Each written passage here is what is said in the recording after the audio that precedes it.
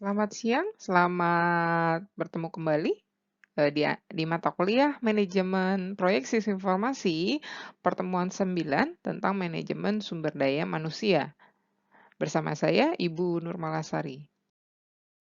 Manajemen sumber daya manusia, atau disingkat dengan kata manajemen SDM, dalam proyek yaitu adalah sebuah pengorganisasian dan mengelola atau menempatkan orang-orang yang terlibat dalam proyek sehingga orang tersebut dapat dimanfaatkan potensinya secara efektif dan efisien.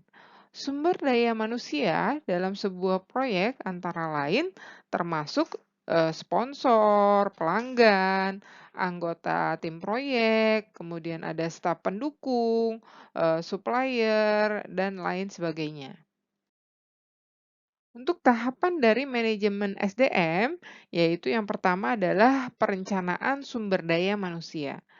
Perencanaan sumber daya manusia yaitu mengidentifikasikan dan mendokumentasikan peranan seseorang dalam proyek, yaitu tanggung jawabnya itu bagaimana relasi, pelaporan orang tersebut dengan orang lain dalam proyek.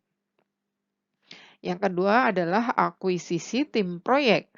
Untuk akuisisi tim proyek yaitu usaha untuk mendapatkan sumber daya manusia untuk kebutuhan dalam penyelesaian proyek. Yang ketiga untuk tahapan manajemen SDM yaitu membangun tim proyek. Membangun tim proyek, ya ini meningkatkan kompetensi dan interaksi anggota tim proyek baik secara individual maupun secara kelompok untuk meningkatkan kinerja dari proyek. Yang keempat adalah mengelola tim proyek, yaitu memantau dengan memberikan masukan atau motivasi sebagai solusi dalam koordinasi untuk meningkatkan kinerja dari SDM.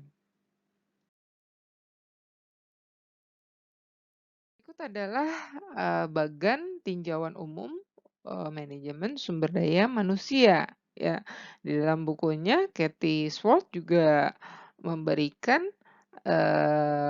tinjauan tentang manajemen SDM ini, ada 4 yang seperti tadi sudah dijelaskan, yaitu yang pertama adalah Human Resource Planning atau perencanaan sumber daya manusia. Di sini ada enterprise environment factor, kemudian organization process asset, kemudian ada project management plan ya. Nah, itu adalah beberapa tools OB untuk yang ada di dalam manajemen sumber daya manusia. Yang kedua adalah Acquirement Project Team, yaitu yang tadi perolehan untuk tim proyek. Kemudian ada Development Project Team, yaitu mengelola atau pengembangan dari tim proyek. Kemudian ada manajemen project team atau pengelolaan dari tim proyek. Untuk perencanaan SDM, tahap-tahapannya antara lain yang harus direncanakan antara lain tanggung jawab masing-masing tim, kemudian kapan dibutuhkan, identifikasi apakah dibutuhkan training untuk orang tersebut, kemudian rencana remunerasi dan reward, kemudian cara menilai kinerja seseorang, kemudian kinerja bagaimana menghentikan seseorang. Untuk perencanaan SDM, dapat dikatakan juga sebagai proses membuat organization chart. Ya, organization chart itu bisa dibuat di dalam tahap perencanaan SDM ini. Kemudian kita juga bisa membuat staffing management plan, ya, atau perencanaan untuk manajemen staff, posisi-posisi atau unit-unit yang ada atau yang masih kosong bisa ditempatkan ketika kita membangun staff management plan. Kemudian ada lagi RAM atau Responsibility Assignment Metric. Nanti akan dijelaskan Kemudian jangan lupa untuk memperhatikan kembali atribut dari activity seharusnya yang sudah teridentifikasi berapa banyak yang harus dibutuhkan. Kemudian tanggung jawab dan aturan-aturannya ya untuk perencanaan yaitu peran anggota tim proyek misalnya programmer, analis dan sebagainya.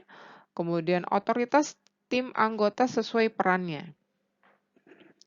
Kemudian tanggung jawab anggota tim sesuai perannya dan kompetensi yang dibutuhkan sesuai peran yang dimaksud. Ini adalah struktur organisasi proyek. Di paling atas itu ada project manager, kemudian ada sekretarisnya sebagai deputy project manager. Nah, di bawahnya ada system engineering, kemudian independent test group, project technical lead, quality assurance, configuration management. Nah, di bawahnya lagi ada sub project manager. SW ini adalah software dan hardware dari sub project manager gitu ya. Nah, di dalam sub project ada beberapa tim yang harus dibuat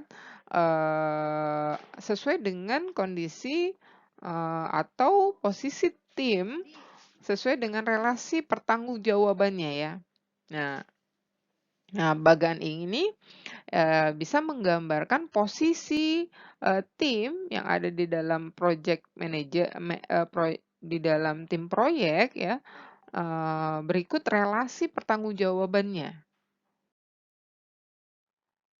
Ini adalah definisi pekerjaan dan proses penugasan. Mulai dari requirement, kemudian bagaimana dia sudah diterima, kemudian bagaimana membuat atau menempatkan staffing sesuai dengan kondisi dan kompetensi staff yang ada, kemudian baru dia bisa mengerjakan pekerjaannya sesuai dengan organization object structure ya.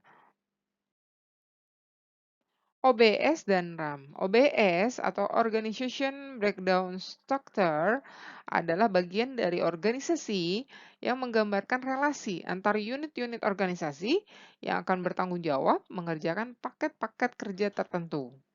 Kemudian kalau RAM atau Responsibility Assignment Metric, yaitu metrik yang memetakan pekerjaan-pekerjaan sesuai dengan WBS pada orang atau individu yang akan mengerjakannya sesuai dengan OBS. Ya, contoh dari RAM.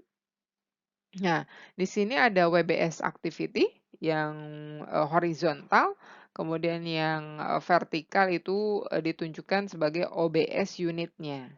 Nah, kalau dia bertanggung jawab, ditulis R ya. Kemudian ketika misalnya dia dibebankan pertanggungjawaban itu ditulis P. Nah, di sistem engineering contohnya, di sistem engineering ya, di sini dia di WBS-nya bertanggung jawab terhadap pekerjaan 1.1.1. Nah, kemudian di 1.1.2 dia harus mempertanggungjawabkan ya atau memberikan pertanggungjawaban yang sudah dikerjakan. Itu. Nah, ini adalah contoh dari RAM. RAM ini berkaitan dengan stakeholder. Nah, ada beberapa item unit, ada 4 item unit di sini ya. Ada unit test, kemudian integration test, system test, dan user acceptance test. Nah, beberapa stakeholder itu bisa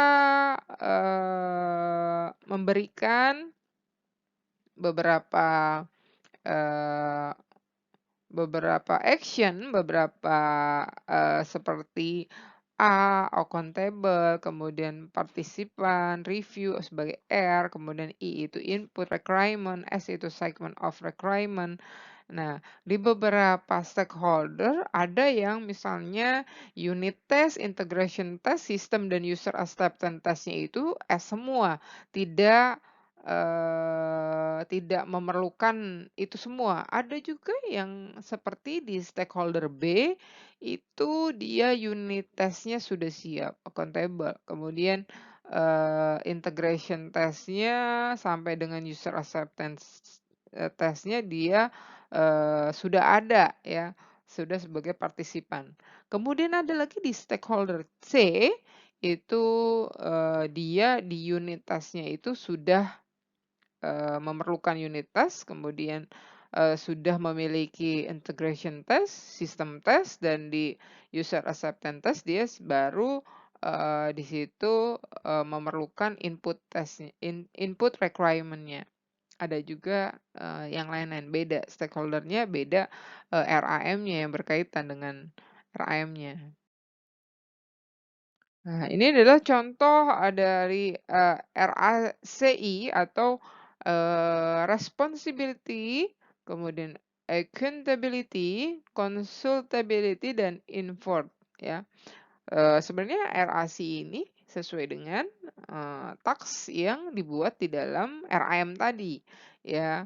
Nah, di RAC ini dikeluarkan yang tadi kita lihat task-tasknya di dalam sebuah unit itu nanti dibuat sampel RAC chart-nya.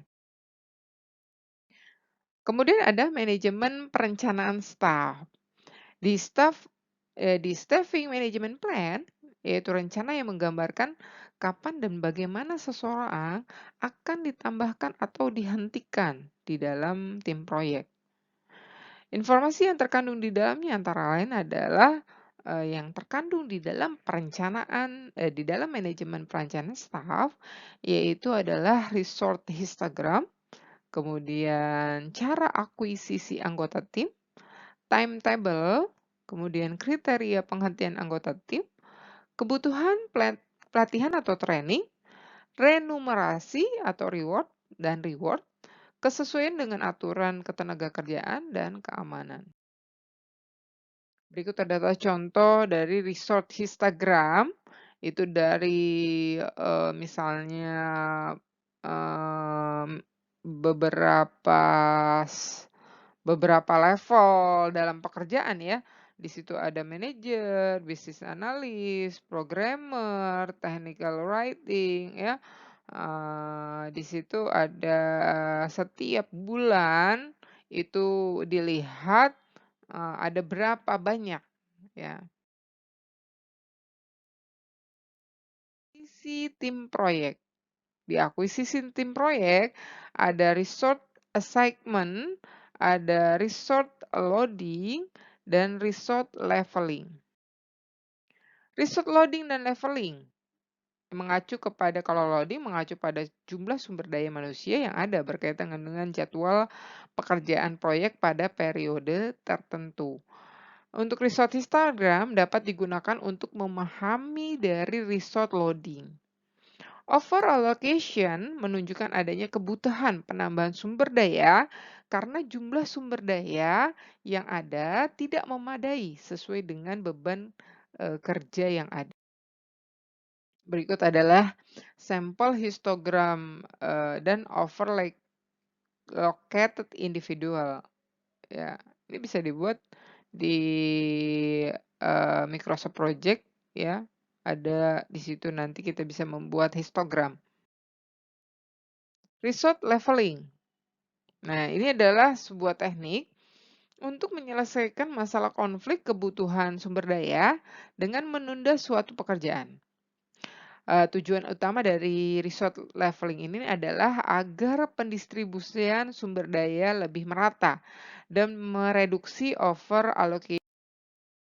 Contoh dari resource leveling, misalnya ada project network, activity-nya A, B, C, ya, dengan durasinya 2 hari.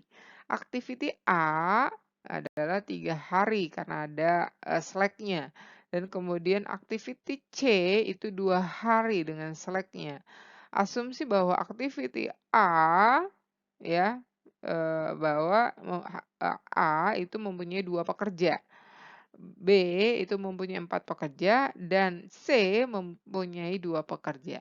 Nah, ini bisa kita gambarkan sesuai dengan, resource leveling ya, activity-nya itu yang A itu 2 hari, yang B 5 hari, yang C 3 hari. Kemudian di situ untuk yang A itu 3 hari mempunyai 2 pekerja, ya. Kemudian, yang C itu, 2 hari dia mempunyai 4 pekerja. Dan yang C itu adalah, 2 hari ya, 2 hari dia mempunyai 2 pekerja. Nah, ini bisa digambarkan seperti ini, sesuai dengan aktivitas pekerjaannya masing-masing. Kemudian membangun tim proyek. Tujuan utama dari membangun tim proyek adalah agar tiap orang berada dalam tim dapat bekerja sama dengan efektif demi meningkatkan kinerja proyeknya. Ya. Kemudian, training, kegiatan membangun tim, kemudian sistem reward dan penghargaan. Ketika kita membangun sebuah tim proyek, kita bisa membuat atau, menciptakan sebuah sistem reward, penghargaan bagi kemudian menurut MBTI ya atau Myers-Briggs Type Indicator, MBTI itu adalah alat untuk menentukan kecenderungan personality seseorang. Keempat dimensi dalam MBTI yaitu yang pertama adalah extrovert atau introvert. Kemudian ada sensation atau intuition, thinking atau feeling, judgment atau perception. Ya. Dimensi dalam psikologi MBTI. Yang introvert atau extrovert menunjukkan apakah seseorang memiliki motivasi pribadi yang kuat, itu introvert, atau membutuhkan dorongan dari orang lain, itu atau extrovert.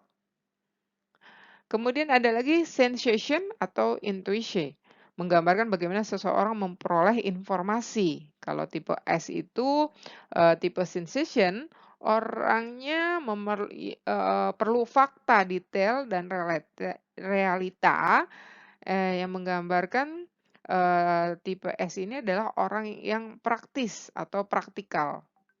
Kalau tipe N, itu intuition adalah orang yang imajinatif, memiliki intuisi yang kuat, yaitu dia bisa menggambarkan inovatif dan konseptual. Kemudian ada lagi thinking dan feeling. Dimensi ini berkaitan dengan cara mengambil keputusan. Kalau tipe thinking, orangnya objektif dan logis. Tapi kalau tipe feeling adalah orang yang subjektif dan personal. Ya, jadi dia beda. Kalau tipe T itu dia penilaiannya berdasarkan objektif ya, tapi kalau feeling itu berdasarkan subjektif. Kemudian dimensi yang lain yaitu judgment dan perception. Dimensi yang berkaitan dengan sikap seseorang terhadap struktur ya. J itu adalah sangat terstruktur, sedangkan P itu terbuka dan lebih fleksibel.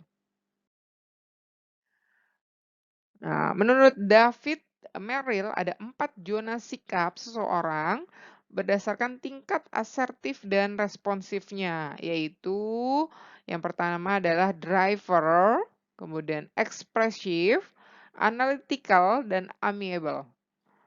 Kalau driver itu dia proaktif dan task oriented.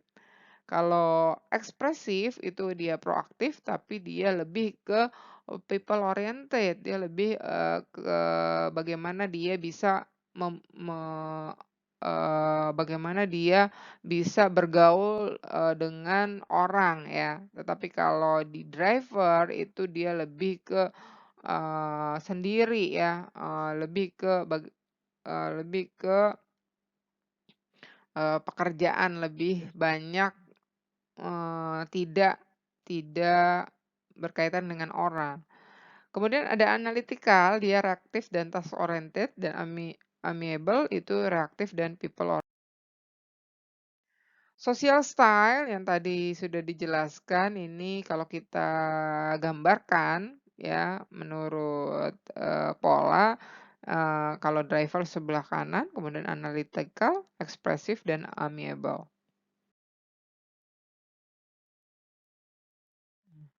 Relasi MBTI tadi, social style dan tim proyek IT. NTS atau orang yang rasional cenderungnya tertarik pada bidang-bidang teknologi ya. Kalau orang IT itu lebih bervariatif dari populasinya secara umum, itu dia tidak ekstrovert atau sensitif. Orang yang bersifat seperti poros penggerak dan ramah tamah, analis dan ekspresifnya sulit. Ya, itu orang-orang IT. Kemudian reward dan recognition system. Reward yaitu hadiah dan sistem penghargaan dalam mempromosikan tim proyek. Fokus pada hadiah tim untuk mencapai tujuannya, kemudian luangkan waktu bagi anggota tim untuk mentoring dan saling membantu untuk mencapai tujuan proyek untuk bisa mengembangkan sumber daya. Penilaian kinerja dari evaluasi kinerja tim proyek bisa berupa peningkatan keterampilan, kemudian peningkatan kompetensi, penurunan tingkat tenaga kerja. Kemudian bagaimana cara mengelola tim proyek? Kita bisa observasi, mengkomunikasikannya secara langsung, kemudian kita bisa memberikan penghargaan, kemudian kita juga bisa melihat manajemen konfliknya. Kemudian kita bisa melihat, isu-isu, log yang, sedang, real, sedang booming saat ini, atau, isu-isu yang terkait dengan, ketika, tim tersebut, eee, terbentuk, kemudian kita lihat isunya di sana di dalam seperti apa. Nasihat umum bagi sebuah tim yaitu fokus pada tujuan rapat dan usaha memberikan hasil yang positif, kemudian perbaiki masalah daripada menyalahkan seseorang, lakukan rapat rutin dan efektif, dorong agar anggota tim selalu bekerja sama dan saling menolong, memberikan penghargaan terhadap pencapaian pribadi maupun kelompok. Itu sangat, diperlukan ya, ketika kita diberikan penghargaan sebagai karyawan, kita juga akan, memberikan lebih untuk perusahaan ya, seperti itu. Kunci dalam mengelola SDM yaitu motivasi, ada intrinsik dan, ekstrinsit, kemudian ada keterlibatan dan kekuasaan, dan efektif. Berikut adalah cara meningkatkan, efektivitas menurut Covey Seven Habit ya. Di project management itu kita bisa menerapkan, eee Seven Habit-nya untuk meningkatkan efektivitas pada proyek. Yang pertama adalah proaktif ya. Bagaimana kita bisa aktif di dalam sebuah, tim proyek ya. Kita juga bisa mungkin, bertanya apa yang diperlukan, kemudian, ya proaktif lah ya. Kemudian memulai dari awal hingga akhir dalam bertindak. Nah, kita sudah punya future atau sudah punya pandangan ke depan. Awalnya maunya seperti apa, kemudian akhirnya maunya seperti apa gitu ya dalam sebuah tim proyek, kita harus memposisikan atau kita juga bisa memanage awal dan, akhirnya nanti bagaimana ya. Kemudian meletakkan yang pertama, put first thing first. Nah ini, put put put first thing first itu untuk orang-orang yang,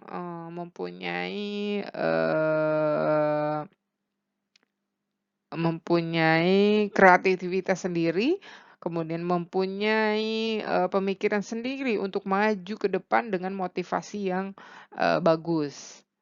Kemudian ya kita harus berpikir bagaimana memenangkan tim proyek ini ya, memenangkan atau, menjalani tim proyek dengan, baik ya, dengan, sungguh-sungguh. Ya kita bisa berpikir bagaimana, bisa menang ya, bisa menjalani, bisa, memberikan yang terbaik untuk, tim proyek tersebut. Mencari untuk mengerti, kemudian menjadi paham, ya. Kemudian bersinergi, ya, berkolaborasi, bekerja sama, kemudian mempertajam, penglihatan. Ya, kita bisa melihat dari berbagai sisi. Ketika kita berada di sebuah tim proyek, kemudian, kita bagaimana kita bisa meningkatkan, pekerjaan kita, ya itu harus mempertajam penglihatan kita.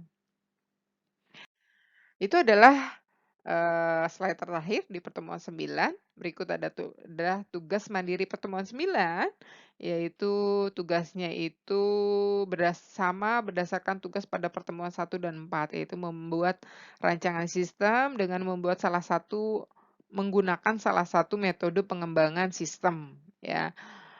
Bisa, nanti di poin keduanya, jelaskan alasan pemilihan, dan buatlah dalam bentuk, narasi untuk proses bisnisnya, kemudian gambarkan, activity diagramnya.